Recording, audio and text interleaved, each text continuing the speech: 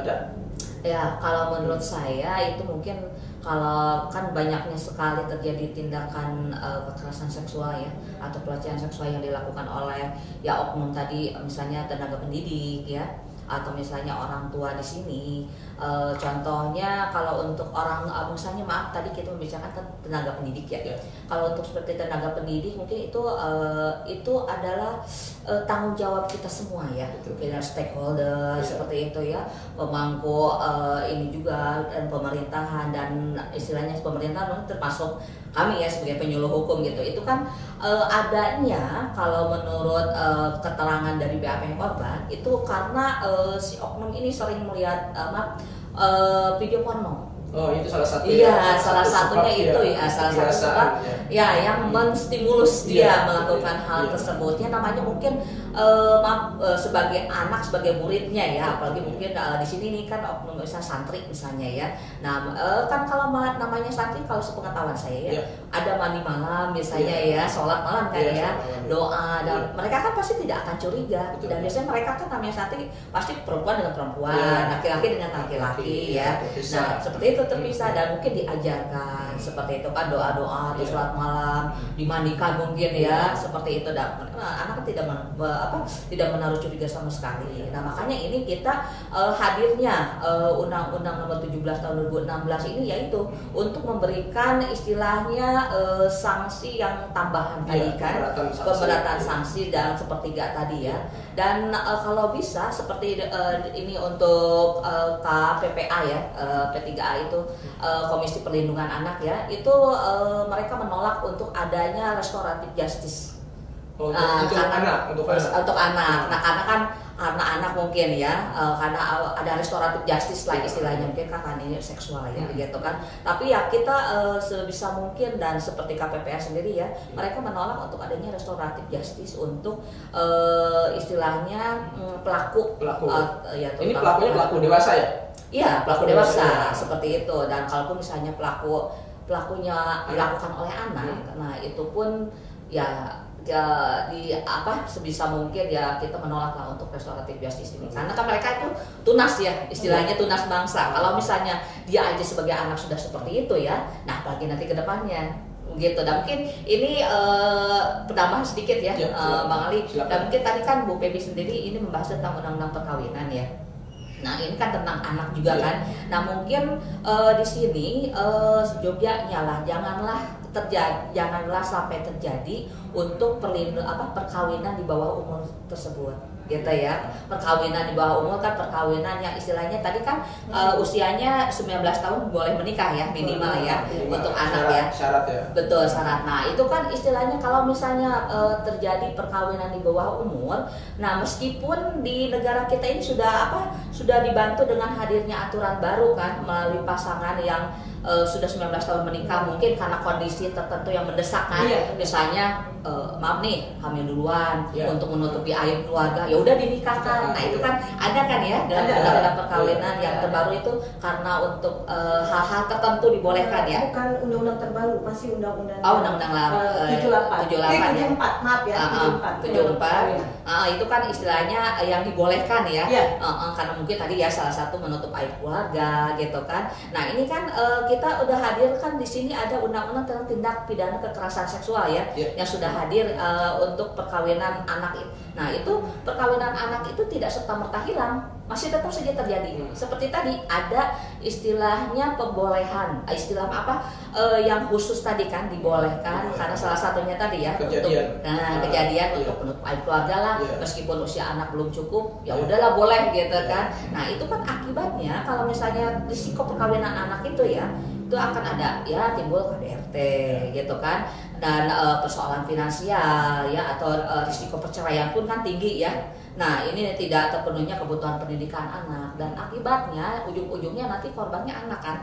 Nah mungkin mereka dia stres ya kan, terjadi tingkat perceraian kan sangat tinggi ya. Nah itu ujung-ujungnya korbannya anak. Nah marilah kita istilahnya di sini kita untuk mencegah terjadinya perkawinan anak atau di bawah umur itu yang memang itu tidak akan baik ujungnya seperti itu. Kita ya dengan melakukan kita mungkin melakukan penyuluhan ya.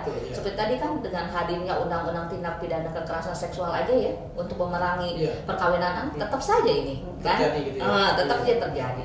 Bang Ali, tadi bisa boleh menambahkan? Sebenarnya pemerintah juga sudah hadir untuk melindungi tunas bangsa yang melakukan pendidikan dengan peraturan Menteri Pendidikan dan Kebudayaan ya, itu nomor 30 tahun 2021. Itu melindungi siswa-siswi di lembaga pendidikan. Cuman Feby nambahkan dari dari Bu Leni tentang pernikahan ya.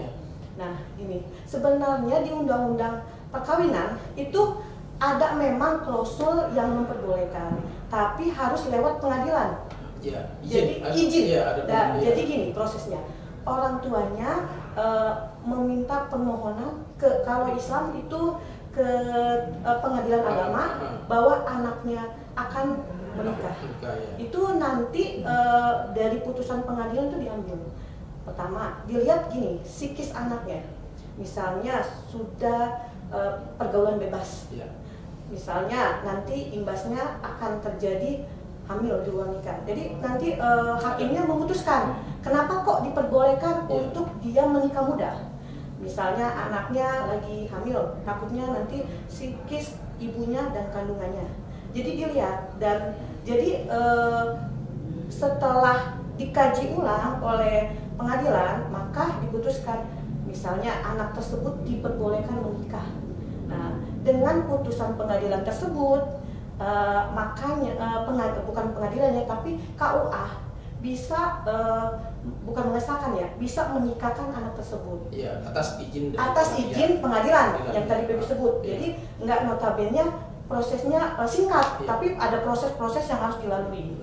Untuk bisa melangsungkan pernikahan. Untuk melangsungkan pernikahan di usia dini ya. Karena masalahnya kalau menurut pendapat Feby ya, dibanding terjadi zina itu ya mending dinikahkan, ya kan? Karena masalahnya kalau kedewasaan, kalau menurut pendapat Feby ya, itu nggak mau tua mau muda, itu dewasa itu bisa diiringi oleh waktu. Nah, makanya Feby tanamkan agama, selalu Feby tanamkan agama. Kalau agama tiangnya sudah kokoh, dia tidak akan, anak kita tidak akan melakukan pergaulan bebas dan insya Allah tidak akan melakukan pernikahan muda atau dini. Mungkin itu aja. Salah satunya penguatan ya Bu ya. Penguatan tentang agama ya. Agama. Ya, kalau tadi di sekolah peraturan Menteri Pendidikan sudah ada. Ya, sudah ada. Aturan pada dasarnya sudah ada semua Bu. Sudah ada. Tapi sampai saat ini kekerasan di dalam lingkup rumah tangga, kekerasan terhadap anak masih terjadi. Nah, ini kan terkait dengan kekerasan dalam rumah tangga ini Bu, yang misalkan ada seorang ibu atau istri yang mengalami kekerasan itu kan boleh nggak memperbolehkan istri itu meminta cerai kepada suaminya ya, karena salah satunya itu tadi kekerasan rumah tangga itu. Ya, boleh. Kenapa? Karena di Undang-Undang Perkawinan, tepatnya di pasal 38 itu putusnya perkawinan bisa 3, karena kematian, perceraian, atau putusan pengadilan. Kalau putusan pengadilan, misalnya dia nikah, tapi ada orang tuanya tidak setuju, maka pernikahannya itu bisa digagalkan. Nah, kalau kematian, Bang Ali tahu kan? Kalau perceraian itu di pasal di Undang-Undang Perkawinan di 31 sampai 34 itu ada hak dan kewajiban suami dan istri. Jika suami dan istri misalnya tidak melakukan kewajiban, itu bisa menuntut untuk ke pengadilan minta cerai ataupun kasus KDRT. Ya, Feby jelasin lagi di Undang-Undang Perdata itu diperbolehkan. Kalau misalnya suami atau istri melakukan zina, keluar dari rumah, ya, apalagi kalau misalnya ada kasus KDRT, misalnya istri dipukulin suami, jadi prosesnya begini, proses KDRT-nya masuk ke pengadilan negeri, lalu proses cerainya masuk ke pengadilan agama, jadi beriringan, ataupun bisa cuman prosesnya ke pengadilan negeri tapi dia tidak bercerai. itu keinginan ya. Bisa juga dari putusannya ke pengadilan, KDRT-nya masuk ke pengadilan negeri, hasil putusan dari pengadilan negeri dipakai untuk perceraian ke pengadilan agama. Mungkin seperti itu Bang Ali. Bisa. Terkait dengan pelindungan anak, biasanya kan perceraian itu kan udah ada anak tuh, ya. Ini gimana nih, Bu Leni? Sudah ada anaknya, kemudian istri mengajukan cerai karena terjadi kekerasan dalam rumah tangga, ini gimana nih? Karena banyak juga yang pertimbangannya dia berat menghadapi kekerasan rumah tangga, tapi dia juga berat ke anaknya. Ini gimana dari sisi perlindungan anak?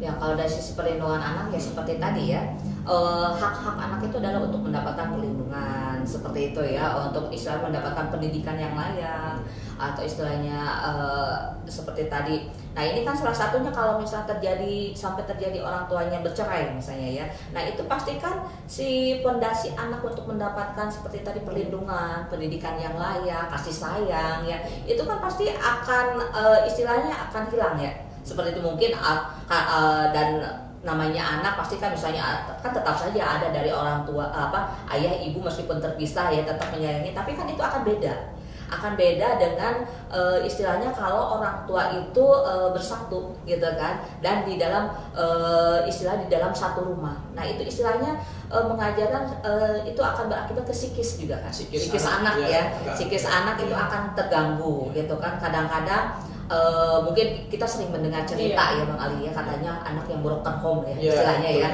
anak broken home itu nanti kan kedepannya adalah ya seperti mungkin menjadi dia pemberontak lah atau istilahnya troublemaker lah istilahnya, oh itu pantas itu katanya anak broken home ya seperti itu ya. Betul, nah itu kan sering terjadi ya. Nah itu memang itu untuk membangun psikis anak tersebut itu pondasinya itu dari rumah, bukan dari sekolah ya, bukan dari istilahnya pesantren, bukan.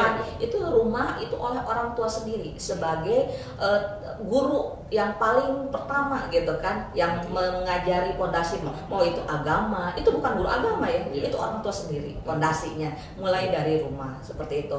Dan misalnya orang tuanya yang memberikan dengan kasih sayang, pelajaran kan di rumah itu akan berbeda sekali kan terhadap tumbuh kembang si anak tersebut juga seperti itu. Jadi itu sangat sangat diperlukan sekali kalau untuk misalnya orang tua yang istilahnya utuh ya. Nah seperti untuk itu pendidikan istilahnya mental dan psikis anak ya pasti terganggu ya. Betul sekali. Jadi ya diusahakan betul sahabat pembelajar ini untuk mungkin yang sudah berkeluarga ya, untuk tidak melakukan kekerasan apapun dalam rumah tangga ya. Itu jadi untuk sebagai pencegahan tadi Bu Feby menyampaikan ya, pondasi agama dikuatkan untuk salah satu pencegahan tidak terjadinya kekerasan dalam rumah tangga. Baik Bu Leni, Bu Feby, masih ada nggak yang mau disampaikan? Kalau misalnya terkait dengan pembahasannya ya, nanti kalau memang masih ada dibahas. Kalau nggak nanti saya minta ya ada pencerahan lah dari Bu Leni terkait dengan pelindungan anak, dari Bu Feby terkait dengan perkawinannya ini. Baik. Ya mungkin kalau untuk tadi untuk pembahasan mengenai kasus mungkin tadi sudah cukup terjawab ya. Nah kalau misalnya ada yang misalnya sahabat pembelajar masih belum puas, nah bisa datang ke kantor Badan Pembinaan Hukum Nasional atau BPHN di Cililitan ya. Nah itu bisa datang langsung ke kantor kami untuk melakukan konsultasi hukum langsung itu dengan gratis, ataupun bisa dibuka di lsc.bphn.go.id itu untuk konsultasi hukum online dan itu pun gratis, hanya tinggal mencantumkan alamat email saja. Nanti akan dijawab oleh penyuluh hukum, nah salah satunya kami dan juga rekan-rekan yang lainnya. Nah mungkin di sini statement closing statement terakhir ya dari saya mungkin di sini, marilah kita mulai mengkampanyekan pencegahan perkawinan anak. Nah karena kan pencegahan perkawinan ini perlu dimasifkan ya, karena dengan meningkat mungkin kan ini dimasifkan dengan meningkatkan peran serta sekolah-sekolah ya, pemerintahan juga kan, komunitas. Nah itu kan karena ini untuk memperkuat pencegahan perkawinan anak. Nah terlebih setelah undang-undang tindak pidana kekerasan seksual lahir ya, itu kan tetap maraknya tetap saja gitu kan marak terjadi untuk dispensasi perkawinan anak seperti tadi ya salah satunya mungkin ya. Nah marilah kita mencegah untuk mencegah perkawinan karena dispensasi anak tersebut karena kan tidak akan baik ya. Nah juga ini kan perlu aturan ketat kan prakteknya karena anak itu masih harus menjadi atensi yang serius ya seperti itu. Jadi meskipun ada aturan dan gini kan kalau nggak dibarengi dengan penyuluhan ya dari mungkin dari pemerintah dan dari kami itu dan pemantauan tetap saja kan itu bisa dilanggar seperti itu. Mungkin satu lagi ini kalau misalnya terjadi kasus kekerasan kepada anak ya, nah atau kekerasan seksual, nah itu bisa kita bisa lapor ke pihak berwajib atau bisa ke layanan SAPA. SAPA 129 betul ya secara online. Nah itu hotline-nya ya SAPA 29 itu dari Kementerian PPA Perlindungan Anak betul. Atau ada di WhatsApp-nya mungkin tidak bisa tidak bisa ya. Nah ada juga di WhatsApp-nya silakan itu aja nanti sahabat pembelajar di SAPA 129 untuk hotline. Untuk laporan ya. Betul kalau misalnya ada nih saudara mungkin ya atau tetangga yang misalnya atau temannya yang mengalami kekerasan. Kadang-kadang kan kalau anak yang menjadi korban itu tidak akan bicara kepada orang tua ya. Tidak akan gitu kan. Pasti mungkin dia ada temannya atau apa gitu kan. Nah itu bisa ke hotline di SAPA 129 tersebut gitu. Oke, terima kasih Bu Leni itu sahabat pembelajar. Sekarang kita minta pencerahan dari Bu Febi terkait dengan di kacamata hukum undang-undang perkawinan. Silakan. Terima kasih Bang Ali. Kalau menurut pendapat Febi, si Cile ini udah komplit nih. Sudah ya. Tambah lagi biar tambah lagi biar tambah komplit. Sahabat pembelajar, Febi cuma ingin memberikan masukan ya. Kalau bisa, kalau pernikahan itu dicatat menurut negara. Kenapa? Kenapa harus dicatat? Karena negara akan hadir. Jika terjadi kekerasan dalam rumah tangga, itu negara akan melindungi. Nah, jadi untuk sahabat pembelajar, itu jangan lupa. Kalau ingin menikah, jangan lupa dicatat. Nah, kalau yang beragama Islam di KUA. Kalau misalnya yang non-muslim di bukan catatan sipil. Catatan sipil ya. Catatan sipil. Yang kedua ya, untuk dalam berumah tangga kalau bisa dilandasi dengan agama. Kedua, komunikasi yang baik. Terjadi KDRT itu karena kenapa? Karena tidak ada komunikasi. Anak ke orang tua, orang tua pasangan, misalnya suami ke istri, istri ke suami. Begitu juga dengan pembantu atau mungkin mertua. Nah, yang ketiga, kita harus tanamkan dari awal, Bibi selalu menanamkan ke anak-anak. Ada bagian tertentu yang tidak boleh disentuh sama orang lain. Begitu juga sama orang tua, harus izin. Nah, kita tanamkan dari awal, dari dini. Untuk menghindari apa? Untuk menghindari kekerasan seksual, baik di sekolah, di lingkungan dia bermain, ya, apalagi kalau di rumah. Itu udah kelewatan. Nah, kelewatan ya. Kebablasan gitu ya. Nah, yang keempat, Febi sering melihat ya, mungkin karena susah atau mungkin kamarnya cuma sedikit, kamarnya cuma 2, anaknya banyak, jadi anaknya digabung. Kondisinya kayak gitu. Kalau bisa, ya kalau anaknya dipisah antara perempuan, laki dengan laki, jangan sampai digabung. Misalnya sudah SMA digabung, kakak adik nggak apa-apa, adik kakak nggak apa-apa, laki dan perempuan digabung jadi satu. Apalagi tadi Cileni nonton film, ya kan, belum dulu ya, kan, bisa terjadi.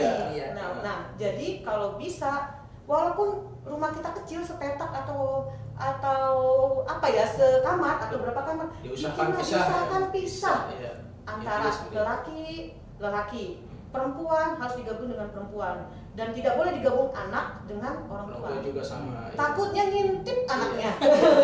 Mungkin itu saja ya saran Febi. Terima kasih. Cukup ya Bu ya. Cukup. Baik sahabat pembelajar, demikian pembahasan bincang penyuluh hukum kita pada pagi ini terkait dengan kekerasan terhadap anak yang dilihat juga dari kacamata undang-undang perkawinan. Mudah-mudahan apa yang disampaikan oleh Bu Leni dan Bu Febi ini bermanfaat untuk kita semua. Dan ingat, jika memang masih ada yang belum terjawab, masih ada yang ingin ditanyakan, bisa langsung datang ya ke kantor BPHN, Badan Pembinaan Hukum Nasional di Cililitan, atau juga bisa melalui konsultasi online ya, di lsc.bphn.go.id. Iya, jadi kalau males ke sana bisa online curhatnya. Oke. Ada lagi yang sampaikan, Bu? Mungkin cukup. Oke. Baik, sahabat pelajar, kita tutup bincang penyuluh hukum kita pada pagi ini. Demikian, wassalamualaikum warahmatullahi wabarakatuh. Salam belajar.